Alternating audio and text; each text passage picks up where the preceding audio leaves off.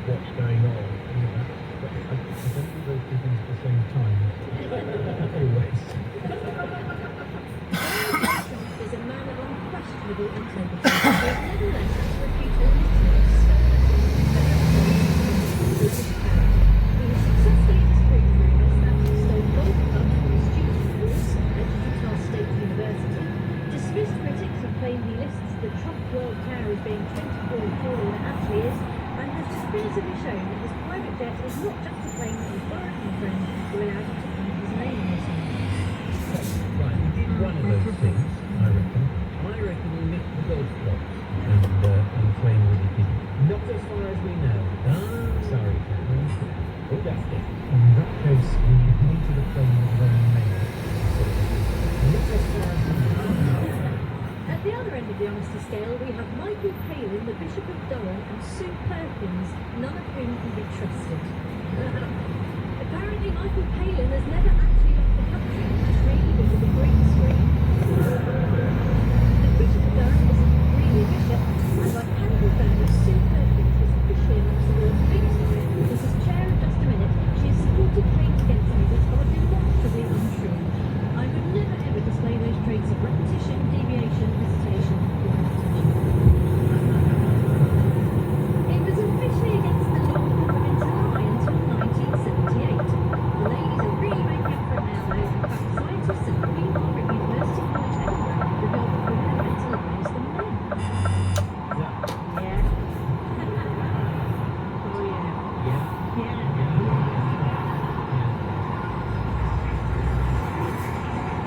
In a 2002 study, scientists at Queen Margaret University in Edinburgh found that women were better and more fluent speakers, making it easier for them to conceal lies in their conversation, while the large amount of pauses in men's speech meant that it was easier for a listener to work out if they were lying.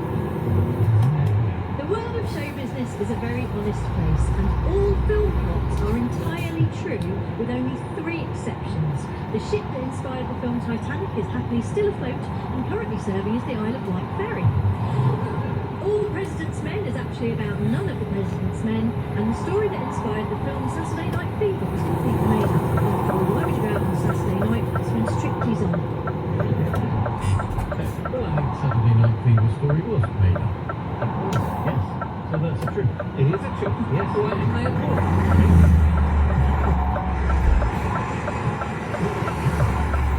Did you say why didn't they applaud? I did, but then they You're applauded. supposed to keep that inside. We all think it sometimes, but you know. Women are better expressing it. The film Saturday Night Fever is based on an article in New York Magazine about a young man called Vincent who worked in a paint store by day and owned a dance floor by night. In 1994, the author of that article, Nick Cohen, admitted to The Guardian that he'd been sent to a Brooklyn club called 2001 Odyssey to report on working-class disco subculture, but never entered the building after someone vomited on his leg outside the entrance. Needing material, he made up a story based on his own memories of gang culture in Northern Ireland, where he'd grown up, and basing the character which would become John Travolta's Tony Manero on a mob he knew from Shepherd's Bush. And there you go. But I think you're puzzled, Tony, and mine as well, as I didn't realise that Saturday Night Fever was supposedly based on a true story. It doesn't have, for me, I've only seen it once in a long time ago, but it doesn't have that sort of documentary vibe. I have to finish this talk now because I've got to go and run a marathon, which is something I'm definitely going to do, not just lie and say that I've done it to impress other people. Apparently, 23% of Brits have said they've run a marathon when they haven't. 45% have lied that they've been skydiving, and 75% of people who've said they've read 1984 are lying. I personally have read it and can confirm it's hilarious. And that's the end of Lucy's lecture. And at the end of that round, Lucy, you've managed to smuggle 3 truths past the rest of the panel, which are that Donald Trump lists the Trump World Tower as being 20 floors taller than it actually is. He does the same with the Trump Tower on 5th Avenue, saying his penthouse is on the 66th to the 68th floors, when, according to New York City documents, Trump Tower only has 58 floors. The second truth is that Sue Perkins is officially amongst the world's biggest liars. In 2006, comedian Sue Perkins won the annual World's Biggest Liar competition with a lie about flatulent sheep blowing a hole in the ozone layer. The contest is held annually at the Bridge Inn in Santon Bridge, Cumbria. Contestants have 5 minutes to tell the biggest and most believable lie possible. Politicians and lawyers are barred from entering on the grounds that they are professional liars. And the third truth is that 45% of Brits have lied that they've been skydiving. That means, Lucy, that you scored 3 points. Nationally, it's believed that the most commonly told lie is, "I'm fine," although recently its position as the #1 lie has come under threat from "your call is important to us."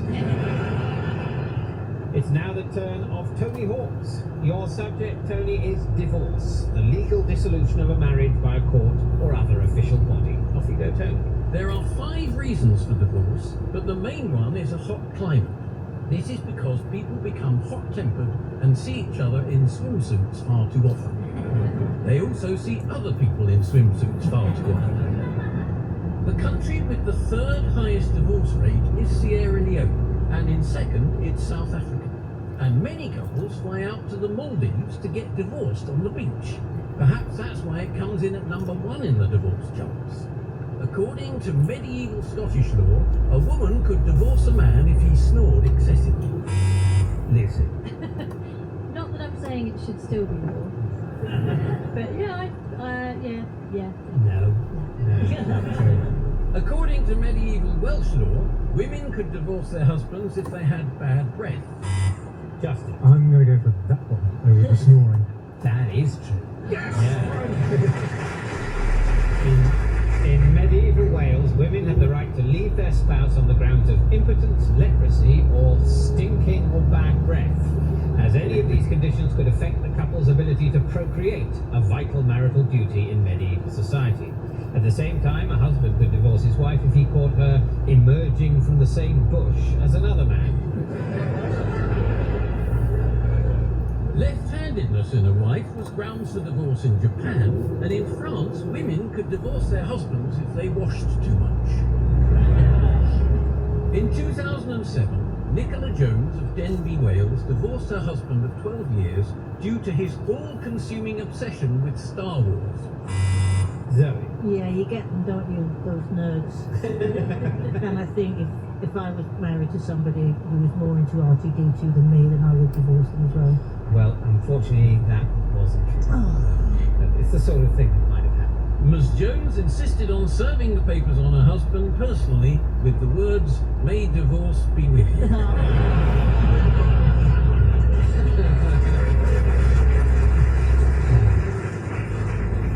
Now we know why that bit was in. 196 schools have been set up in America to safeguard relationships. One school of seductive reclining was set up in Boston, a school of pillow talk was established in Atlanta, and a school of undressing was founded for women in Manhattan. Insulting and shouting at your partner after a divorce has never been grounds for legal action, except in one case when a divorced deaf man successfully obtained a restraining order against his ex-wife for publicly insulting him in sign language. In 2023, the UK hospitality industry revealed that stag and hen parties had been overtaken by divorce parties, which typically involved dinner followed by dancing to a covers band. The most booked covers band was Destiny's Child. Songs on their set list include Alimony for Nothing, Girls Just Wanna Have Half, I Fought the Lawyer and the Lawyer Won, Who Gets the Dogs Now, and the lovely Signed, Sealed, Delivered, Up Yours. Thank you, Tony. And at the end of that round, Tony, you've managed to smuggle 4 truths past the rest of the panel. Which are that the Maldives comes in at #1 in the divorce charts. According to UN data from 2020, the Maldives have the highest divorce rate in the world, with 5.52 divorces for every 1,000 people. though this is a reduction on their divorce rate in 2002, which was 10.97 per 1,000 people, which got them in the Guinness Book of Records. The second truth is that up until the mid-20th century, left-handedness in a wife was grounds for divorce in Japan. The third truth is that a school of undressing was founded for women in Manhattan, in the belief that sloppy disrobing was increasing the divorce rate. Courses at the school cost $30 for 6 lessons and aim to teach wives to make going to bed appear a thing of charm and pleasure, by using burlesque dancers to demonstrate to wives the correct way to take off their clothes. And the fourth truth is that a divorced deaf man successfully obtained a restraining order against his ex-wife for publicly insulting him in sign language. Dennis Mordiger filed a restraining order against his deaf-mute ex-wife to prevent her from harassing him using sign language. Mordiger told the court, "She used to stand in front of my dry cleaning establishment and use sign language to say terrible things." And that means, Tony, that you've scored 4 points. Until 1983, in Greece, you could legally file for divorce on the grounds of leprosy, a unique circumstance where it wasn't just the marriage that was disintegrating. Which brings us to the final scores. In 4th place with -4 points, we have Justin Edwards. In 3rd place with 2 points, it's Lucy Porter.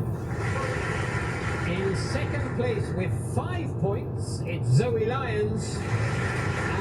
And in 1st place with an unassailable 6 points, it's this week's winner, Tony Hall. That's about it for this week. Goodbye.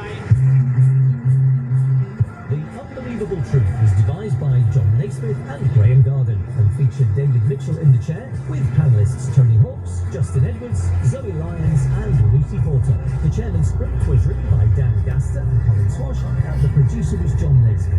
It was a random production of BBC Radio 4. And there will be more tall tales at the same time next week. Out of the weather, it was sunny in Yorkshire this morning. It's baking in London right now. How's it looking across the country? Darren Beck knows. Yes, I do. Thank you very much, Mark. Good afternoon. It is a very warm day today, but in some parts of the country it's going to get much hotter as we head into tomorrow.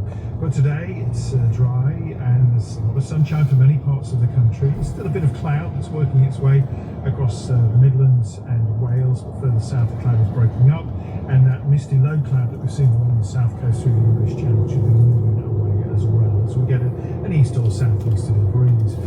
Temperatures today are higher than they were yesterday. For Scotland and Northern Ireland, typically 21 degrees, maybe 23 in southern parts of Scotland. It's going to be warmer for England and Wales, widely 25 to 27 Celsius, possibly reaching 30 degrees in the southeast of England.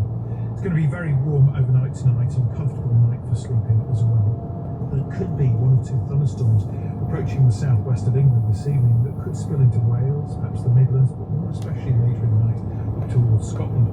But it's going to be Northern Ireland that sees some heavy rain, gusty winds, a lot of thunder and lightning later on in the night, and by the end of the night that will be arriving in the far west of Scotland as well. Ahead of that, temperatures could get as low as 12 in eastern Scotland, but 16 to 18 elsewhere. More humidity will be quite uncomfortable for sleeping. Differences across the UK tomorrow. The rain soon clears in Northern Ireland. It's going to be a lovely day here, lots of sunshine. We'll see some very wet weather with some frequent thunder and lightning and some large hail sweeping eastwards tomorrow morning across Scotland and perhaps even affecting some parts of northern England as well. That should be clearing away by the afternoon with sunshine returning. Further south across the UK, Wales, Midlands, southern England, likely to stay dry. More in the way of sunshine here, but it's across the Midlands, Lincolnshire, East Anglia and South East England that we have the concentration of the heat and humidity. Temperatures 30 degrees plus, could make 35 in Cambridgeshire. That'll be the hottest day of the year. It'll be cooler elsewhere. Darren, thank you. That was Darren Beck at the BBC Weather Centre. On BBC iPlayer. When I'm around cricket, I seem to forget everything else. And I want these lads to experience that. Freddie Flintoff reunites with his Preston cricket team Right, lads. I missed you. for their greatest adventure yet. India. Everything's so different. I've never been anywhere like it. Biggest cricket playing nation in the world. You feel the team spirit. It's back. Freddie Flintoff's Field of Dreams on tour. far bigger than that. We were up there in Preston. Starts on Tuesday on BBC iPlayer. 92 to 95 FM on BBC Sounds and on the smart speaker. This is BBC Radio 4.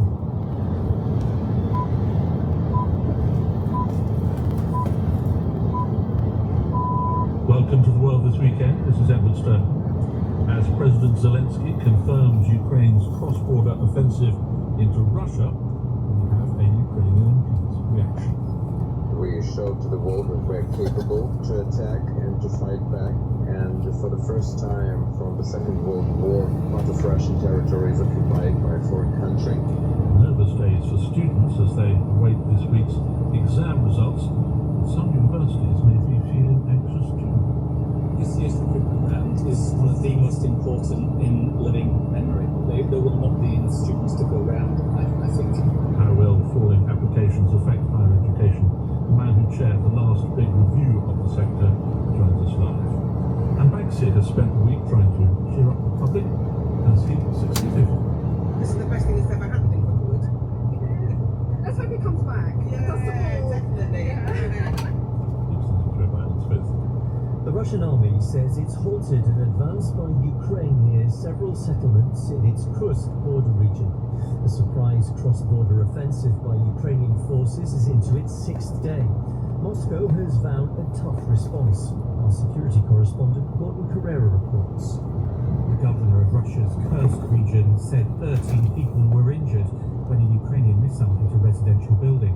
And the authorities say they've evacuated tens of thousands of people in the vicinity of Ukraine's surprise incursion. The full scale of Ukraine's ambitious move is now becoming clear, with President Zelensky acknowledging it for the first time in his overnight address.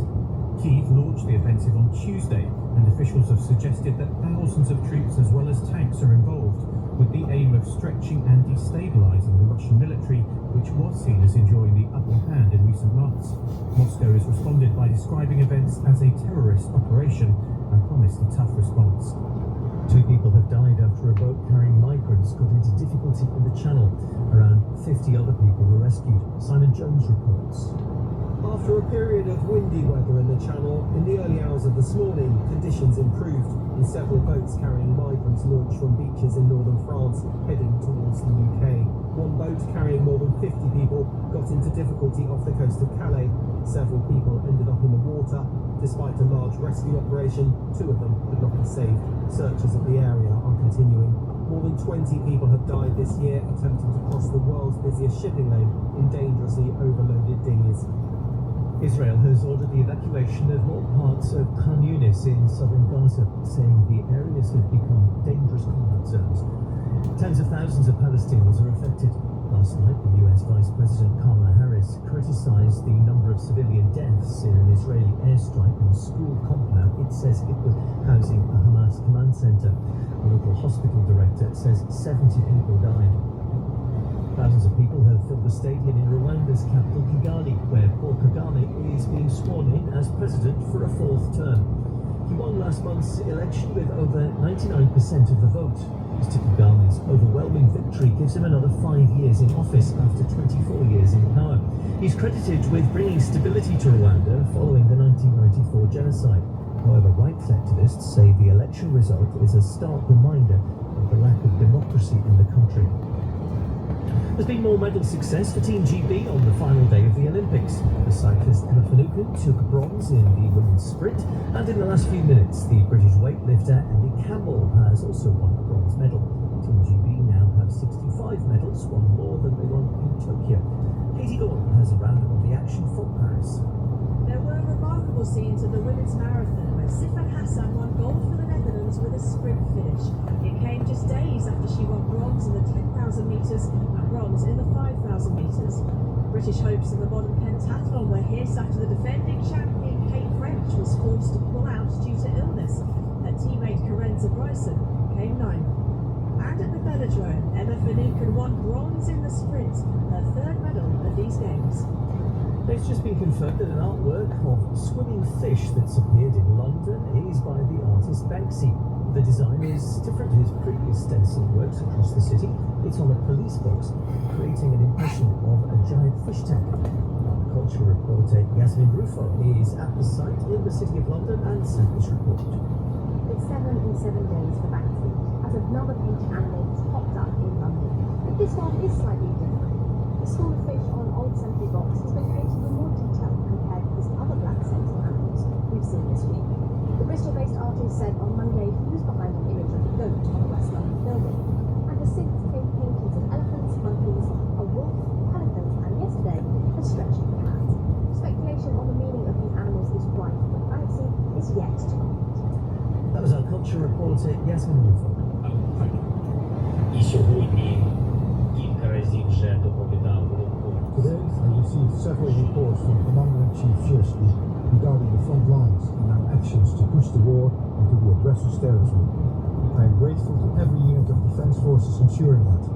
Ukraine is proving that it can indeed restore justice and ensure the necessary pressure on the aggressor. President Zelensky confirming last night that Ukrainian troops have taken and are holding Russian territory in the Kursk region. The fighting inside Russia has been going on for nearly a week now, and Russia has been evacuating some 76,000 civilians in areas at risk because of the Ukrainian advance. The reaction to the operation in Ukraine, here's Oleksiy Goncharenko, an MP for the port city of Odessa. I mean, nobody in Ukraine is surprised. We all know what's happening, and that's very good because we showed to the world that we're capable to attack and to fight back. And for the first time from the Second World War, part of Russian territory is occupied by a foreign country, and that's really important. How long do you think it can last? I don't know. It's very hard to predict anything in military. For the moment, we control the territory near 300 square kilometers, which is bigger than Liechtenstein, San Marino combined. And for how long it will be, I don't know. But do you think the objective should be to hold on to it for a good period of time, or is it simply a question of going in, making the point that you can do something like this, and then coming out of it? That's the decision which should be made by military. It's not up to me to make this decision. But in any way, we showed that we are capable of such big, full-scale operations, and Russians can't do anything with this. Yeah, what impact do you hope it will have in Moscow? I hope it will be a sobering effect, showing both to Russian people that it's not only Ukrainian cities, towns and villages can be burned down, but also Russians. And also to Putin that he's not so strong in his army how he wants it to be.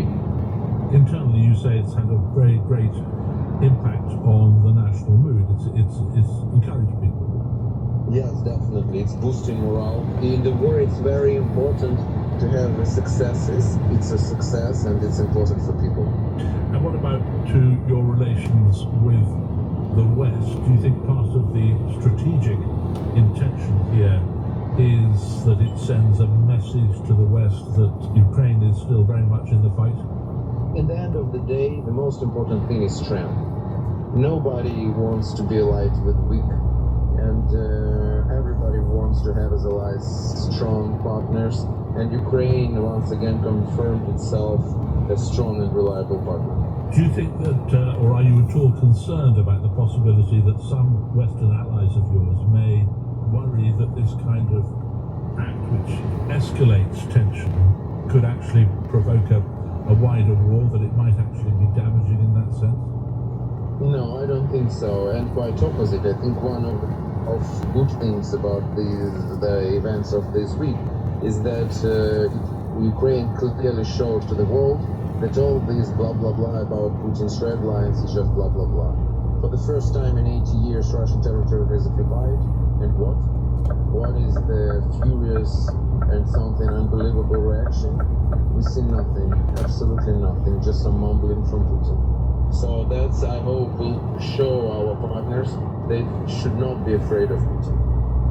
Oleksiy Goncharenko. Michael Clark is visiting professor in defence studies at King's College London. Afternoon. Yes, good afternoon. Blah blah blah as maybe, but President Putin is going to have to try and get this land back as quickly as he can. Yes, I mean, he absolutely can't stand for the idea that Russian territory has been invaded for the first time since 1941 and somehow permanently occupied or occupied over the long term. So this is a key objective for him, will be to eject the Ukrainian forces that are there as quickly as possible, and I'm absolutely certain he will do whatever it takes. And I'm fairly also certain that the Ukrainians are banking on that, because I think therefore he will have to take forces away from other areas of the offensive around Vovchansk, which is 90 miles southeast, and more importantly from the south, from the areas of around Chasiv Yar and Pokrovsk. And he'll need to take biggish forces away from those areas where the Ukrainians are honestly struggling to do something about this. So yes, he won't stand for leaving this territory as a permanent problem. I mean, we've seen battles in this war sort of degenerate into just battles of attrition. Well, I'm pretty sure this won't be that way. This will be a pretty fierce battle. If the Ukrainians choose to stand and fight for a while, it will be very fierce before, I think they would hope, they would then withdraw in good order. But that may be a week away, 2 weeks away, a month away, who knows? You've written a piece in the Sunday Times today describing this as Zelensky's boldest and riskiest gamble. Just how bold is it? It's very bold, in the sense that Ukraine is not well stocked at the moment with equipment, despite Western deliveries. It still needs more equipment. It has troop shortages. It can't match the mobilization figures that the Russians can manage, so they're short of troops and equipment. And they're devoting some pretty key units to this operation. So there's at least 2 mechanized brigades, the 22nd and the 88th, who are very good. There's the 80th Air Assault Brigade there, and elements of other brigades. So they're devoting some of their high-quality troops to this, and they may lose them. They may lose the lives of those experienced soldiers, and they may lose the equipment. But they're banking on the idea that the Russians will therefore have to devote some of their high-quality troops to throw them out, and I assume that they're backing themselves to stay for a while. This thing could all go terribly, terribly wrong. And Zelensky's critics in Kiev, and there are lots of Zelensky critics in Kiev, which you'll notice, he's very popular in the West, but I mean, he has problems internally within his own government. His critics are saying, look, this is a stunt. This is typical Zelensky, setting up a spectacular, but this is not going to make a good enough difference when we need those key units in the areas that really matter to us, like Chavizhar and Pokrovsk and west of Bakhmut and defense of Kramatorsk and Pavliansk and so on. So I think he's putting himself on the line here because he's taken a big strategic decision to grab a strategic advantage before the winter. And what's the worst risk? I mean, what's the worst that could happen? Well, the worst that could happen is that they lose a lot of the forces that they've now inserted into this 30-mile pocket, 30 miles by about 6 or 8 miles deep, 15 miles deep. That they lose those forces, and there are breakthroughs at Pokrovsk and Chasiv Yar, and that the Donbass falls to the Russians before the winter. The Russians are very determined to try to take the whole of the Donbass before the winter sets in. I don't think they can at the moment. But if this turns out to be a diversion of key Ukrainian forces away from where they need to defend into this spectacular, if that's how it turns out, then the Ukrainians may lose that force and they will lose the Donbass by the winter. That would be the worst that could happen. And if that did happen, I'm not sure that Zelensky would survive that politically. Really? It's that big a risk? I mean, it's his own future. Yes. He is now, remembering, he's working under martial law. I mean, his mandate as a 5-year president elected in 2019 ran out in May. And so his mandate to be president is based on the fact that he's the leader in war, based on martial law. And leaders in war have only got one measure of legitimacy, which is success. If they're not successful, then there is no reason for them to be there, because they don't have a popular democratic mandate. That's Clark. Thank you very much indeed for that. A-level and BTEC results are out next week, and they come as scattered clouds gather over English universities. Some senior figures in higher education are warning that those clouds presage what could be a serious storm. Factors at play are many and various, among them the dramatic fall, 16% over the first 6 months of the year, in the number of foreign students applying to English universities. That's partly down to the last government's attempts to reduce immigration, but also because of the fall in the value of the Nigerian naira, something, of course, outside our government's control. It means that many universities are looking to the domestic market to make the books balance. One of the starkest warnings comes from the Vice-Chancellor of the University of East Anglia, Professor David Maguire. I asked him what's at stake in this year's student recruitment round. I think this year's recruitment round is one of the most important in living memory. I think there are 2 things happening here. There's a long-term changes in the number of people coming to university. The rate for applications is down about 1% this year for the second year running. We've also seen increased competition between universities. And then layered on top of that, we've got rising costs, and of course we've got intense competition for student places this year. So it's going to be a really important round for universities for sure. How much of a factor in all that is the drop in foreign students? To what extent has that increased the competition between universities? Without question, the decrease in applications for international students is really significant. In terms of international postgraduate taught students and master's students, across the sector we're about 50% down overall. Undergraduate is much less so, but that clearly laid on top of all the other things that are happening means that there will be really intense competition for undergraduates this year, which is great, of course, if you're a student with BTECs or A-levels applying and waiting for your results. Well, I was going to ask about that. I mean, do you think there are enough students to go around?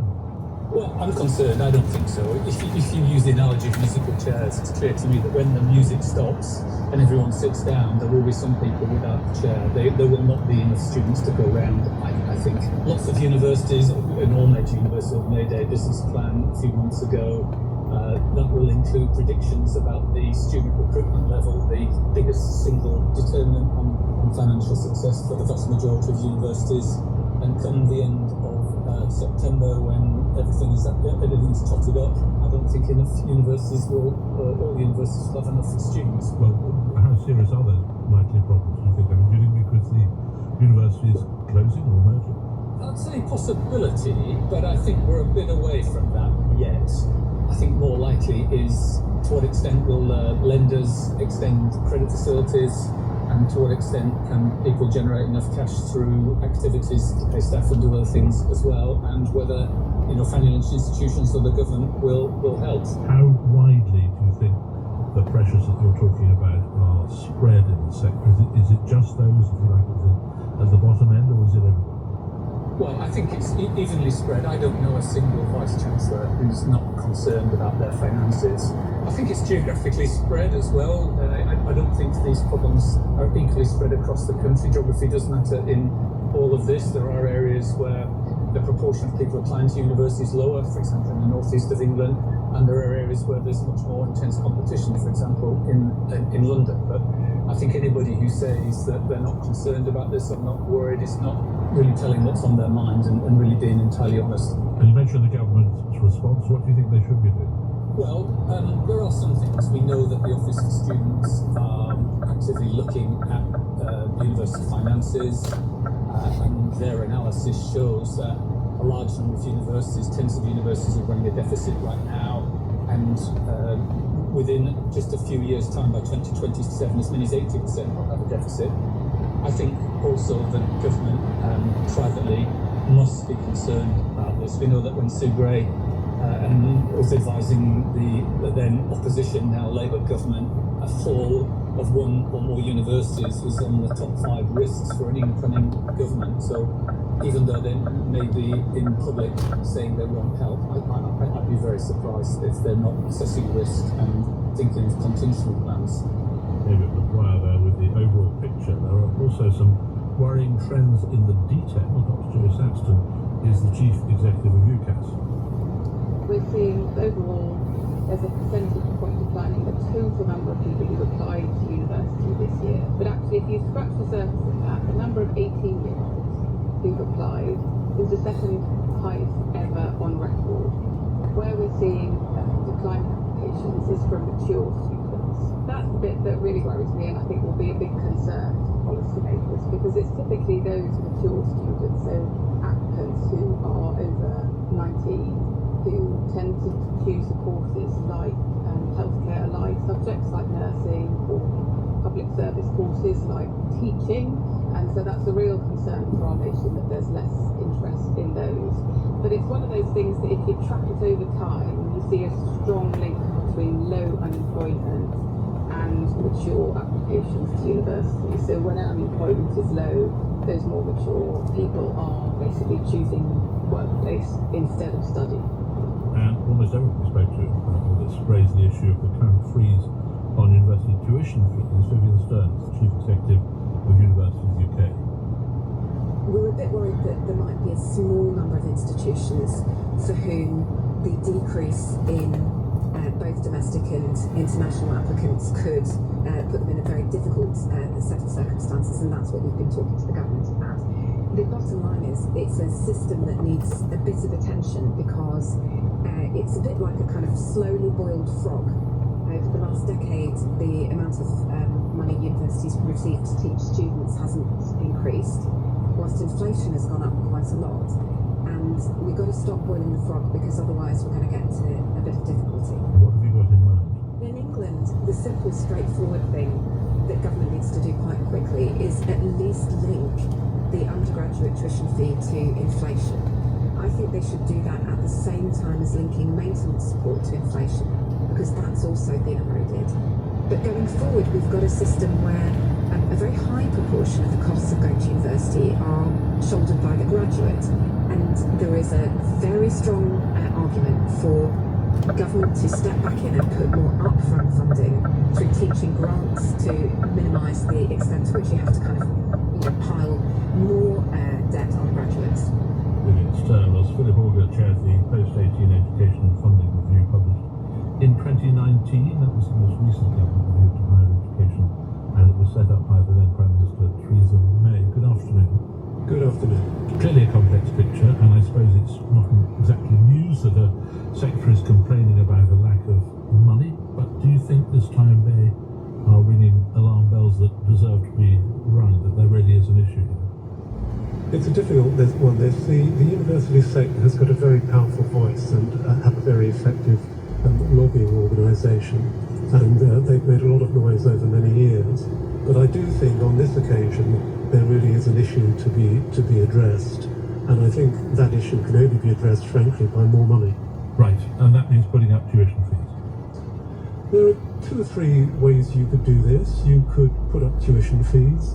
You could increase the strategic grant that government pays to universities per student. I think that's a very important thing to do, and that will be my first priority. You could actually lean on the employers to see if they can contribute more. There are various ways around this, but in the end, it's got to be about more money. And if that doesn't happen, if more money isn't put into the system, is it possible that we could see an institution failing? So I think what's going on at the moment, there are about 140 universities. Half of them seem to be doing fine with a bit of good management. Half of them are facing deficits. And my understanding is that there is a handful which face or could be facing a near-term crisis if the numbers don't come through in October. And that would probably require some kind of emergency package, some sort of special measures from the government, from the regulator, the Department for Education. Just a handful, you say, but even a handful, I mean, even one institution going to the wall is a hugely significant thing if it happens, isn't it? It's very significant. It's significant for current students. It's significant for the towns and cities where these universities are located. It's significant for past students who, to some degree, see the reputation of their hard-earned degree harmed. And so I don't think it can happen. Although the Secretary of State has said that the government won't bail out universities, there are ways they can help short of bailing out. And they can, for example, they could change the management. They could encourage mergers with other universities. All of this sort of thing has happened in the further education sector, which is actually even more hard-pressed. So there are ways around this without sort of a straight bailout and without letting an institution go to the wall. And in terms of the way things develop, is there a danger that as universities cut costs to try and make the books come out right, they actually make their courses less attractive and get caught in a spiral where they actually make the problem worse by the way they're cutting costs? Well, that's going to be the art of good management in the sector. I think it's fine for the sector to come under a certain amount of pressure. No institution can kind of live in a vacuum. It's tough running a hospital, a school, a prison. It's right to face these commercial pressures. Steering a path through it requires skillful stewardship from vice chancellors and from governing councils. And getting that right is the art. And actually a number of institutions I can think of have cut costs significantly, have trimmed courses and retain a perfectly valid, high quality student offer. Sofia Borger, thank you very much indeed for joining us this lunchtime.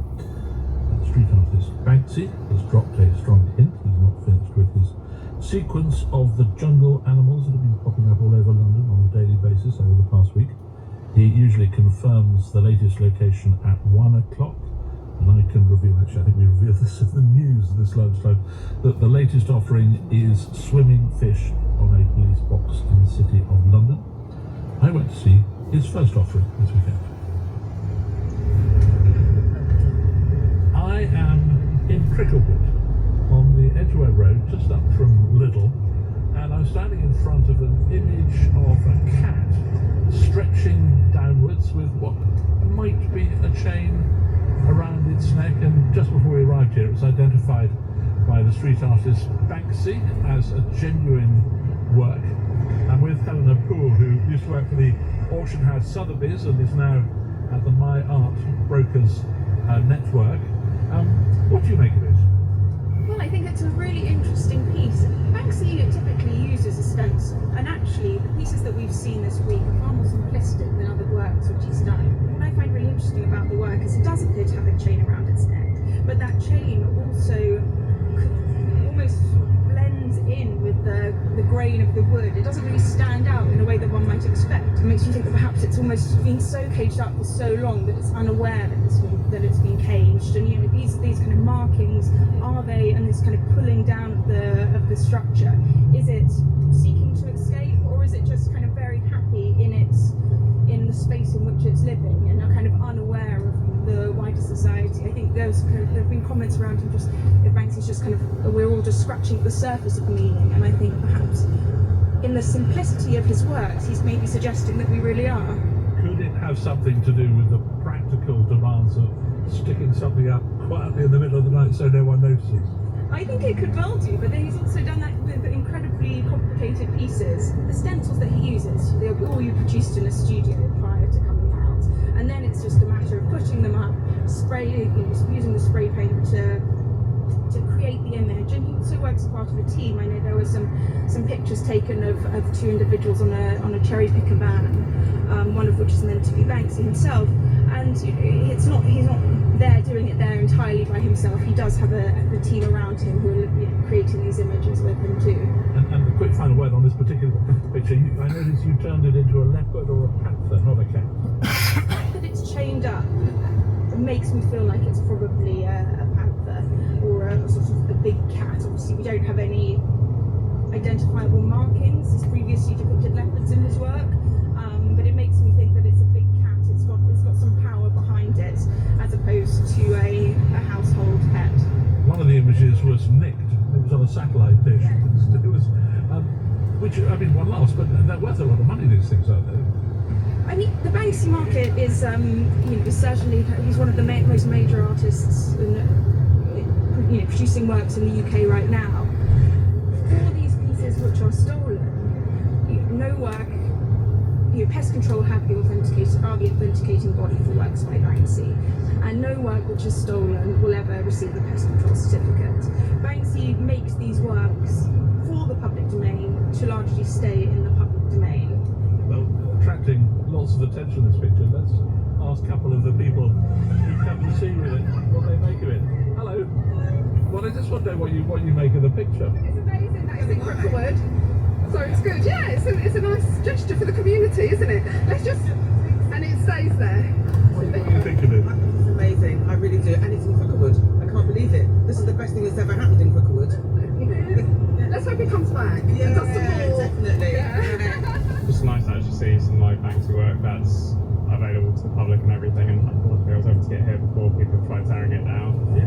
Well, you rushed here as soon as you heard he'd done. Yeah, my partner found it on Instagram, and it's only about a 20-minute walk for me, so got my shoes on, came straight out here. No, I really like it. It's the 6th one in a row. I've been following each one day by day, and it's really exciting because, you get to explore the city in the wild. I think it's kind of the aim of it, rewilding the city. a view on the street in Cricklewood. But since then, the billboard has been removed by contractors. It seems the removal had been planned before the picture went up. By closing headlines, Russia says it's foiled attempts by Ukrainian forces to penetrate deeper into its western Kursk region on the 6th day of a surprise offensive by Kyiv, and a bronze medal in weightlifting has pushed Team DB's haul ahead of the total one in Tokyo. This week's producer was Isabel Goff, the editor Penny Ayres, I'm Evan Sturton, and that's the world this week. Radio 4's in Liverpool in a moment, reporting from within the crowds that gathered there following the killings of 3 young girls 20 miles away in Southport. Inside the Riots follows this look ahead to next weekend. It's said that science will dehumanize people and turn them into numbers. Jacob Bronowski. That's false, tragically false. The polymath known for his landmark TV series, The Ascent of Man. A household name. A man who could explain everything. Well, almost. Exploring his life and work through the uncertain prison of the archive. Why did her father not go and have this flittering career in Britain? There is this lingering suspicion that he could be a security risk. The Ascent of Jacob Bronowski. This Saturday night at 8 on Radio 4 and BBC Sounds. Bamboo. How do you get rid of it? And what's the best way to unclog a pond? Gardener's Question Time has the answers in half an hour. Before that, in a change to sound listings, Paul Kenyon reports from Liverpool, where the far right clashed with police last weekend. The programme contains some very strong language.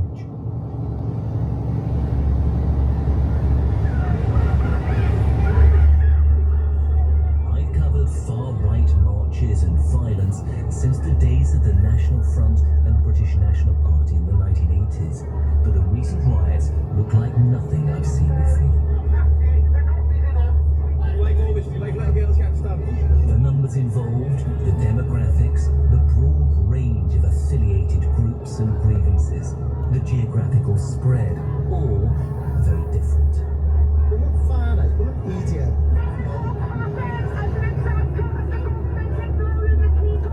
While most of the press have been reporting from behind police lines or among the anti-racism protesters, at the height of the riots, we've been with the very people considered the culprits.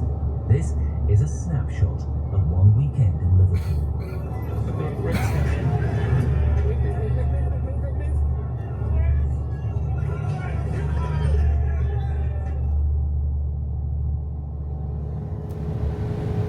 Tips or breathtaking city sunsets. Wow. The usual suspects called for action. Targets were listed and shared between followers. We've just arrived outside of Moss, near the centre of Liverpool.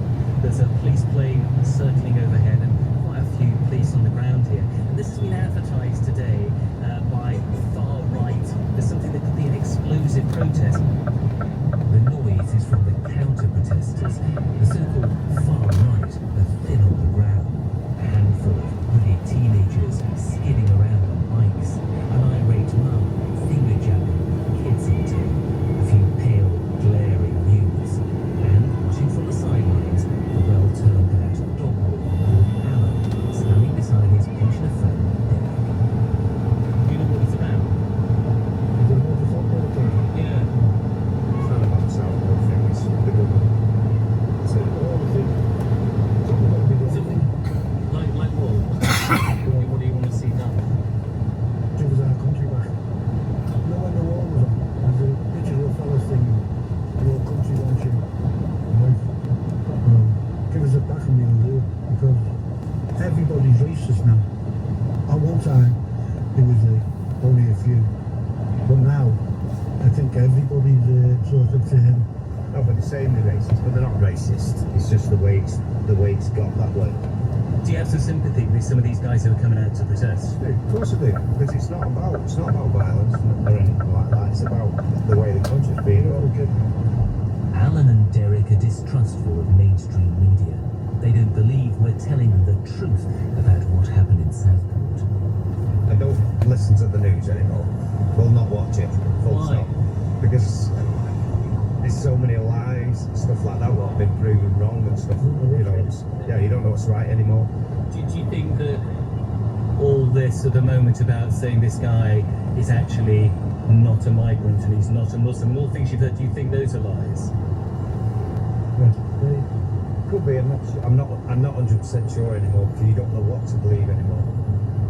The big thing is to do with all the immigrants coming over to the country. That's what it is, and housing them and stuff like that, and giving them money and phones and all the rest of it. In my personal view, that's what all this is about. A lot of people think the crime has gone up since all this is happening. You know, they're coming over on boats, they could be carrying guns, knives. You don't know if they're rapists, murderers. You haven't got a clue.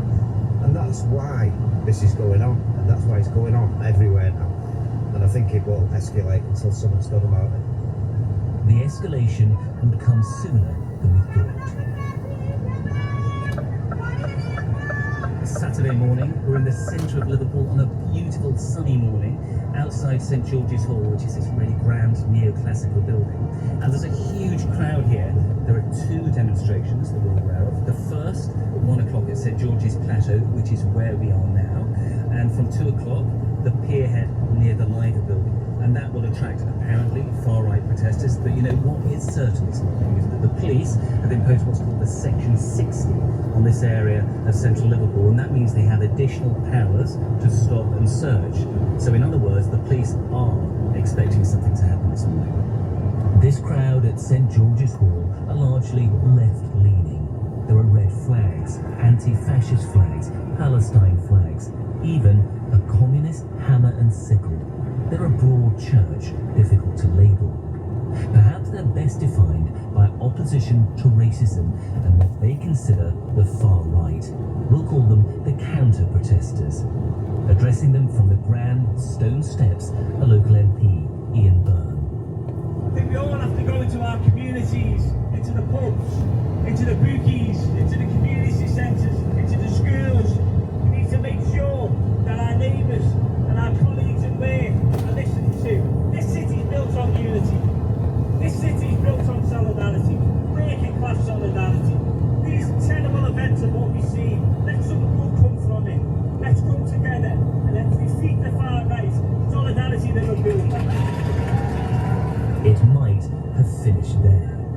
But the counter-protesters aren't the only activists on the streets this morning.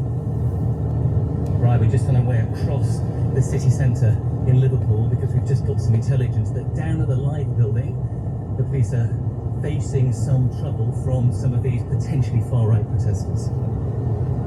Beside the famous Liver building, by the sparkling waters of the Mersey, a different crowd.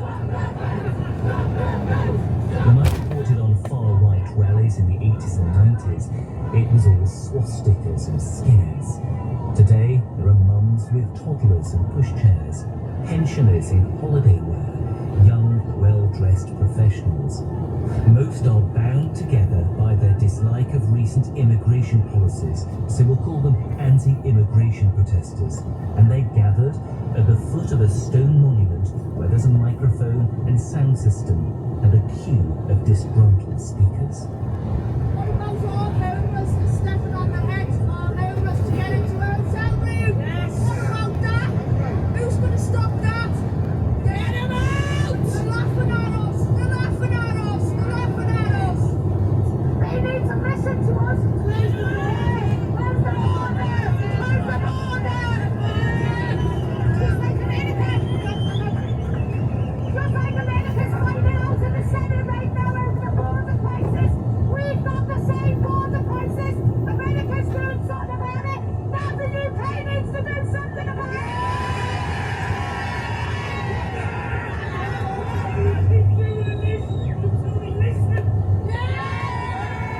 Trust in mainstream media, like the BBC, died long ago.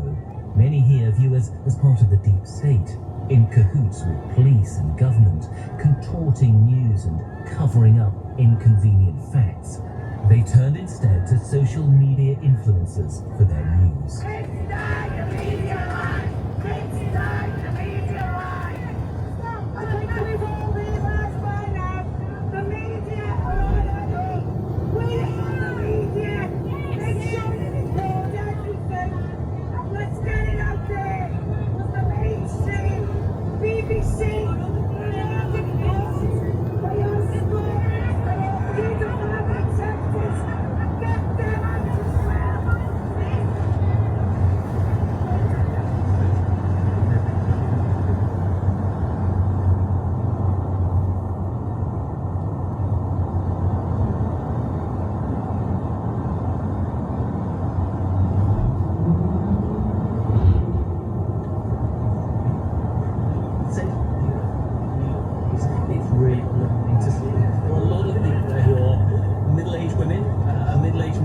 as though they could have been out shopping 15 minutes ago and now they're involved in this.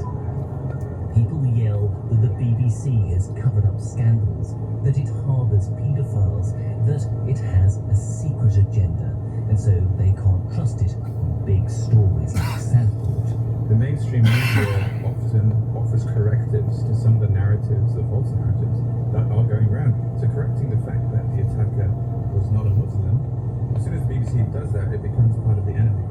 Dr. Mark Owen Jones is from Northwestern University in Qatar. He's been analysing the spread of disinformation about the Southport stabbings online. They're part of the system that's trying to hide the truthful information. They're working in cahoots with the police. So what we see, for example, in the Southport case is when people were told it wasn't Muslim, they start to question the credibility of the voices telling them. For example, the police are hiding something. Why aren't they giving this information out? It's a cover-up.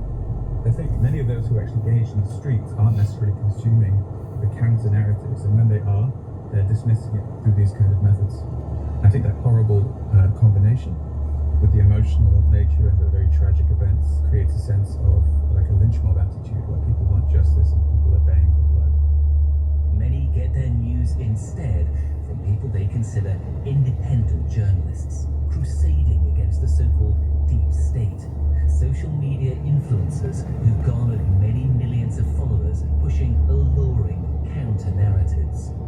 The misogynist extremist Andrew Tate and Tommy Robinson both published damaging disinformation about the perpetrator of the Southport stabbings, then watched the violence rage.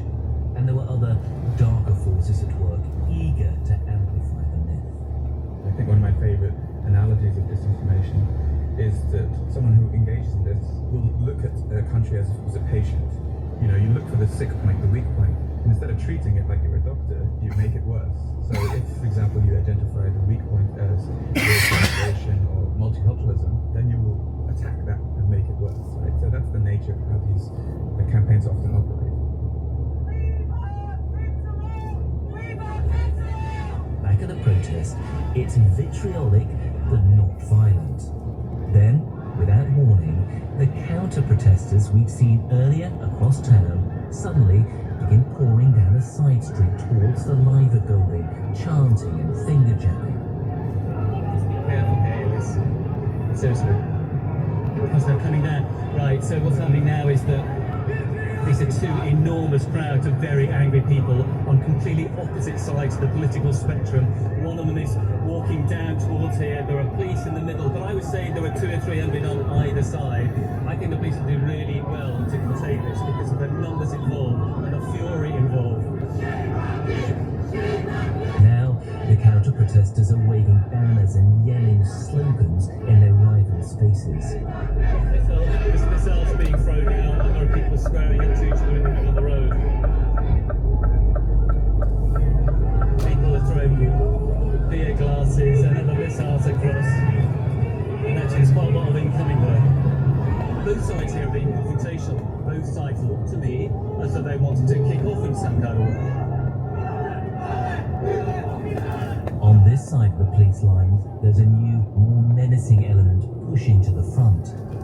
There's a lot of very young lads here, 17 or 18-year-olds, and they're gathering now, and it looks as though what they're doing is they've got a plan. And there's about 40 or 50 of them, like a brigade, and they're all going to go around, I think. They're going to come at them from the other side. There's a woman just near me now who's shouting, I need a bally. I need a bally. She means I need a balaclava. And somebody's given her a balaclava and she's shouting, let's go, let's go. It's such an unusual mixture of people, this, because, you know, there's a frontline group that are far right and they are wearing balaclavas and they are menacing. And then there are other people here who are, I would say, in their 60s or 70s, sort of, you know, very well groomed. Some people have bought M&S bags and they're having picnics here. These people have been nursing a whole range of unconnected grievances, sometimes for years. But researchers say they've finally been given an event that binds them firmly together.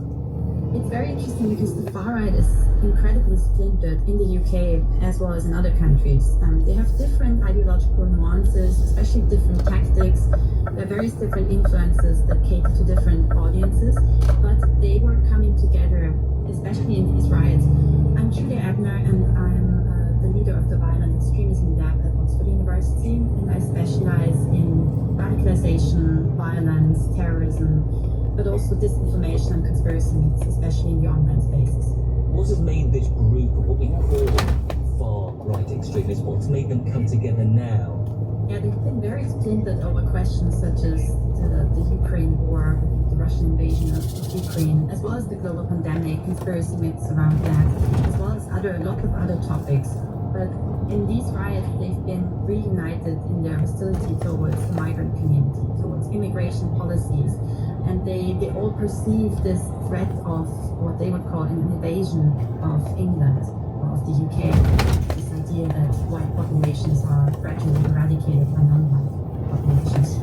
UK Facebook users have been sent a steady diet of content that basically shows Muslims as violent and they're going to be replaced by Muslims. A very kind of toxic campaign, and one that reached at least 41 million people and probably a lot more than that. Mark Owen Jones has spent this year investigating Facebook and the largest known anti-Muslim ad campaign targeting users of the platform in the UK and Europe. No one knows who's behind it, but they've spent hundreds of thousands of pounds spreading the message. Some of the content would be like a picture of a big wolf with a long tongue, with loads of Muslims praying outside Big Ben. Or there'd be a picture saying in 2050 there will be 50 million Muslims in Europe. Or, and this is perhaps very pertinent to this discussion, there'd be a picture of what looked like visibly Muslim or Arab men engaging in riot. There was no context for the image, it was just some sort of street violence, and saying this is what immigration means for the UK, right? Riots on the streets. It's just all kids in North Face jackets being dickheads that don't represent me or my family. Back outside the Liver building, a man in a smart workman's jacket approaches us. I'm a site manager, I'm a professional. I never go to any of these things, it just interests me and all that. But enough's enough. By the way, how did you know about today? How did you know it was happening today? It was on Facebook. This was a peaceful protest that was here about the kids. That was all it was. And everyone's seen that. And all of a sudden the mood changed when the police or whoever allowed this other man to walk down this road. There's 1,000 streets on Liverpool. They allowed them to walk down this one. Why? What do you think they did there? To confront them, get the headlines for tomorrow, Granada Report, BBC One, whatever, far right activists, blah blah, bloody blah. Now it paints us out to be the bad ones again. If that would have been one of our marches, we would have been stopped. If that was Millwall or West Ham, we wouldn't let them walk down together. Come on.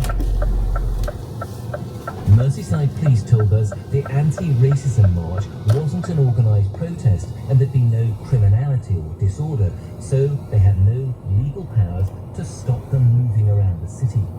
But for those on the ground, it appeared to feed the narrative that the police are part of the deep state, that they give migrants and pro-Palestinian demonstrators an easy time while clamping down firmly on the other side, so-called two-tier policing.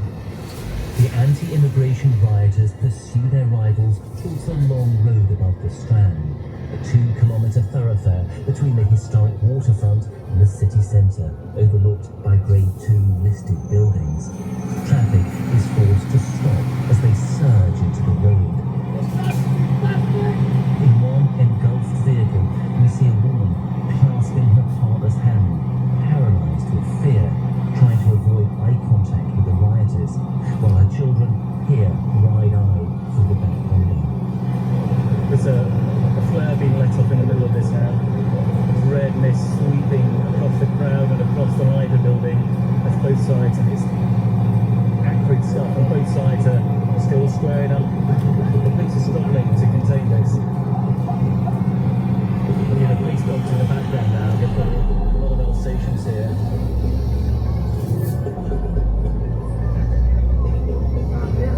Away from these little lads. Right, there are running fights and scuffles all along the side streets here. There are gangs of lads with balaclavas and face masks, and they're running after each other. And there's a lad just next to me throwing a bottle into the crowd. And just in the background above all of this is a big digital sign that says Southport Together. And together, this city. It's certainly not. Among the crowd are young, masked youths mixed with middle-aged men in polo shirts, reveling in the violence. The counter-protesters are out of sight, and the police become the target. The coppers have allowed them to march down there and the protected again. We can't blame far right or what to say there far right. EDL. There's no EDL. Sharma knows what's going on. He's protecting all them. This is causing half of this to the police. Yeah, we should have marched straight into the